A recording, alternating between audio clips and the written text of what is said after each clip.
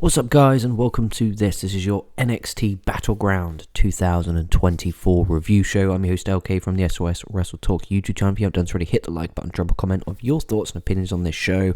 Hit the subscribe button, win, loss, or tie. That's what we always talk about on this show. I'm going to give this show a weak win. Straight off the bat, weak win from me. It wasn't absolutely incredible, but it still was good. It still was enjoyable. If you haven't already, go check out my NXT review. I just did a preview and predictions video of this show. I got many of them wrong. Oh my golly, oh gosh, I got many of them wrong. But let's get down to breaking this show down. So it took place last night live in Vegas at the UFC Apex. I liked it. I really did dig the feel of the Apex, and I felt like they really, even though if you've watched the UFC at the Apex, you would still know what it looks like, and I feel like they've done a good job of making it feel like a wrestling show. They used a good entrance ramp, and I think it looked really good. Commentary team was Booker T and Vic Joseph, who are, by the way, the best commentary team in WWE, in my opinion. I really enjoy Michael Cole when he's with Wade Barrett, when he's with Pat McAfee, when he's with Corey Graves, or a combination of the three. But when it comes down to these two, they've got great banter, back and forth, really entertaining.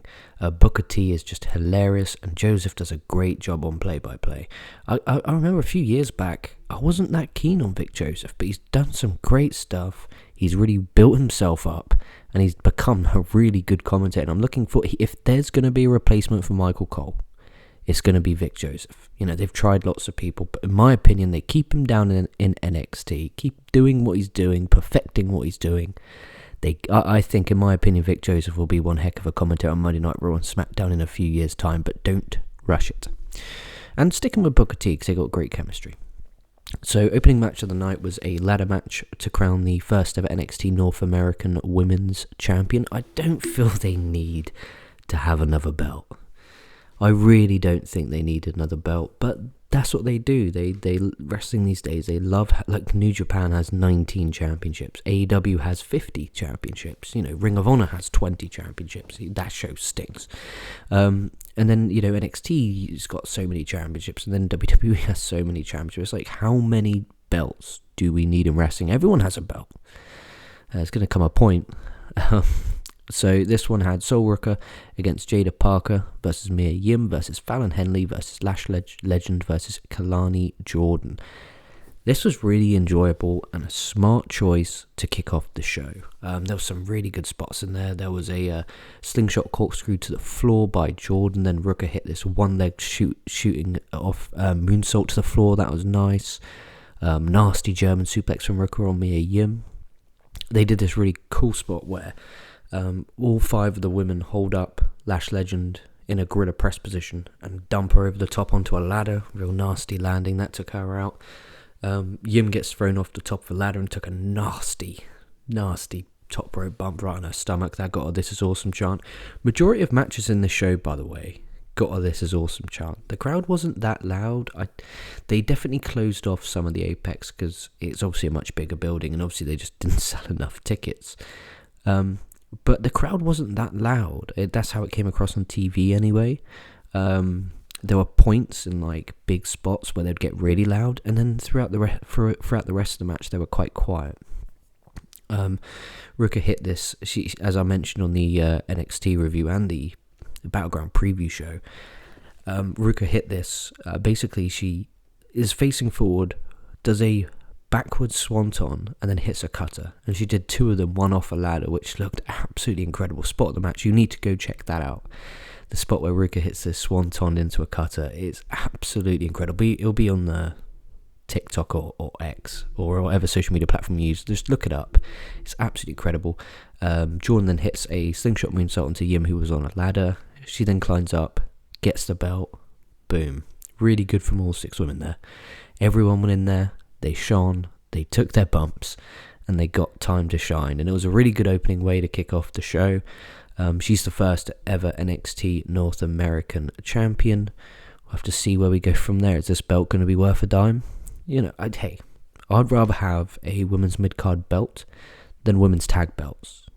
That's the only kind of positive I'll take, but we need to seriously stop over using belts like all the time. AEW potentially, again, hear me out, are going to do trios championships. Oh, not trios, mixed. That's the thing, because they got fucking 2 trios belts in the company. They got the AEW one and they got the Ring of Honor one. Absolutely mental. Then we had the NXT Tag Team Championships. We had the OC challenging Axiom and Nathan Fraser, who were the champions. This one infuriates me. How on earth have the OC not had a pay-per-view or PLE, whatever the fuck you want to call it, since Crown Jewel 2022? That is absolutely abysmal.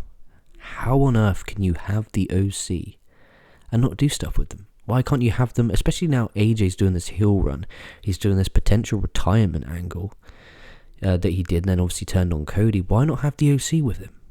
Do like the original Bullet Club. That is money. Why are they not using Anderson and Gallows? What have they done backstage? They must piss someone off, because they're really talented. They have good matches. They were incredible in New Japan. They were really good in TNA. And they just do nothing in WWE. To be fair to them, if they're going to get paid however much, we'll assume 6 figures minimum, to not work, why wouldn't you? If someone came, obviously there's, part of you that, you want to work, you want to earn your money. But then if you're going to be told, hey, we're going to pay you $250,000, you turn up every now and then, sweet, I'm in, book it. I'm there. It's what it is. But yeah, they should be doing stuff with anyone on Raw or SmackDown. Even if it's, putting other teams over, at least it's something. It's ridiculous. So the first 5-10 minutes, this one is, obviously the bigger OC slowing the pace down, in control, until there was the hot tag from Fraser. He comes in, clears house, hit this really nice springboard moonsault into reverse DDT. Gallows hit a sweet sit-out powerbomb, and some of a TKO off the top was a good niffle. That got a "This is awesome" chant. Axiom then hits a Spanish fly off the top. Phoenix Splash from Fraser gets the win. What are they doing? So the OC can't even win an NXT Tag Team Championship match against Axiom and Nathan Fraser.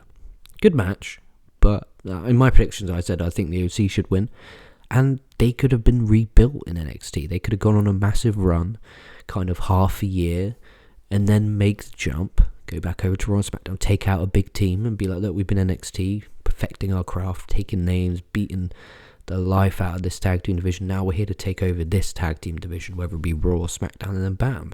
That was what I was thinking. I thought that's why they're there, but that's not the case.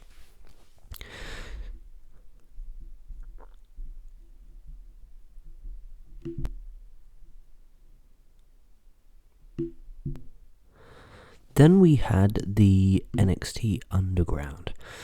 We had Lola Vice against Shayna Baszler. Now, if you watched again my NXT review, you'll see that I loved the video package.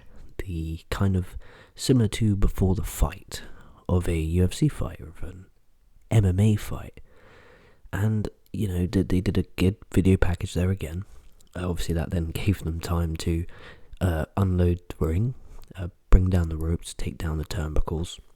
It was basically a blood sport style fight. The only way you could win is by TKO, knockout, or submission.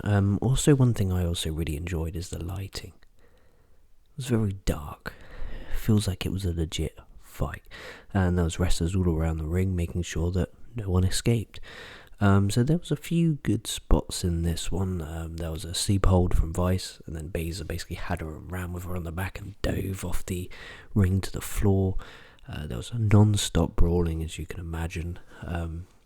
Felt like an MMA fight, and then Vice hits this big spinning back fist, and then she gets on top of the ground and pound, and the ref gives the stoppage. It was pretty enjoyable. I do like the fact that NXT presents so many variations of styles of wrestling. It wasn't amazing, but for what it was enjoyable. I'm not the biggest fan of blood sport. Like, I can watch it and enjoy it, but it's not really my preferred cup of tea. But if you enjoy that sort of style, I think this is one you'll really enjoy.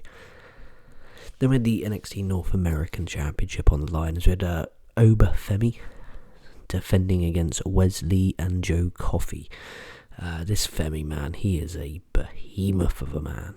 He's incredible.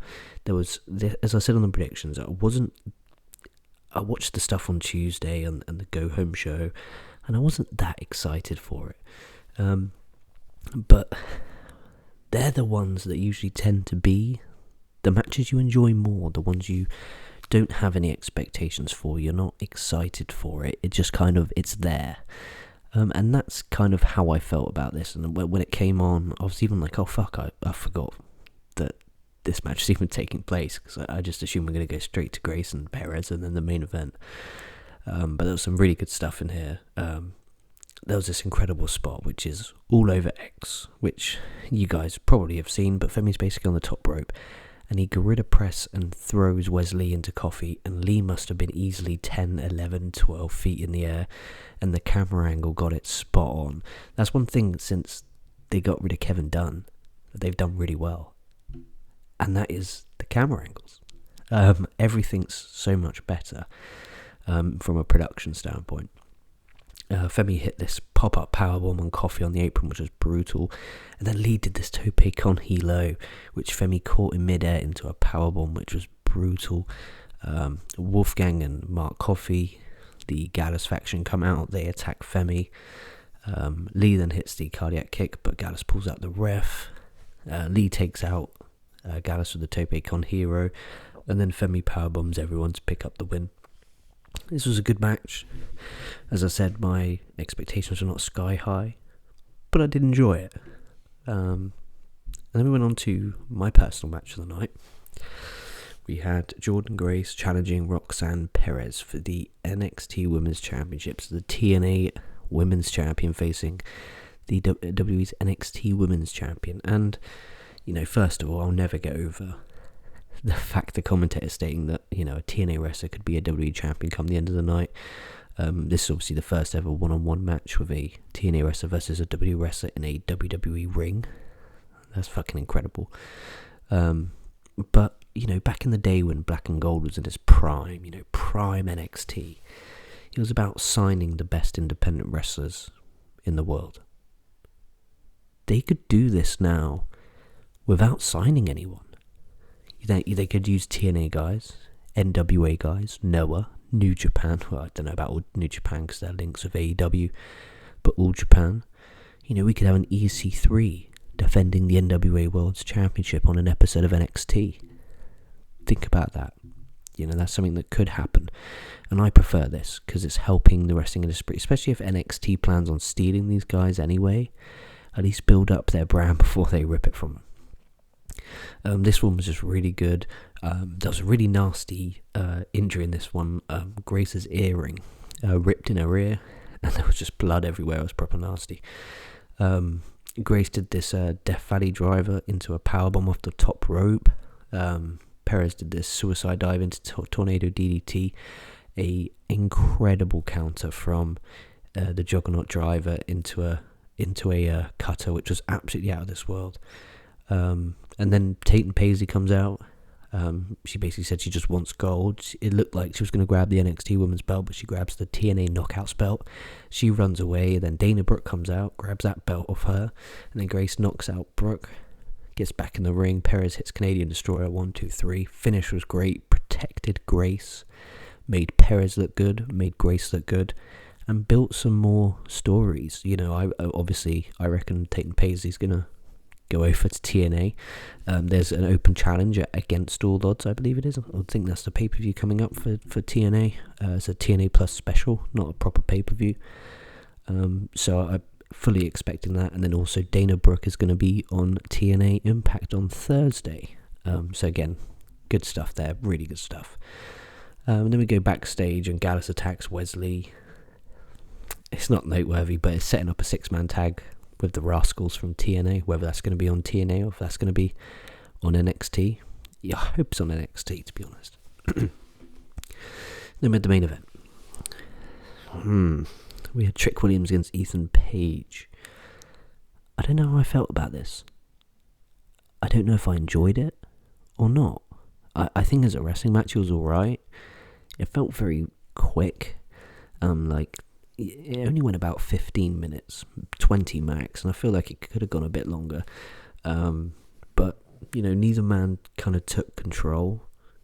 It was, good back and forth. There was a power slam off the steps through the announce table by Page. He got a really good near fall with the Razor's Edge. Then Williams out of nowhere hit the trick shot to get the win. It was good. It was nothing incredible. I definitely think they should have concluded the show with the NXT Women's Championship, in my opinion. Again, where does Page go from here? You've had your first match. It's the main event of a pay-per-view, but he also lost. So, does that do more damage than if they built him up like they normally would? We'll have to wait and see on that one, but it's Page is a great promo.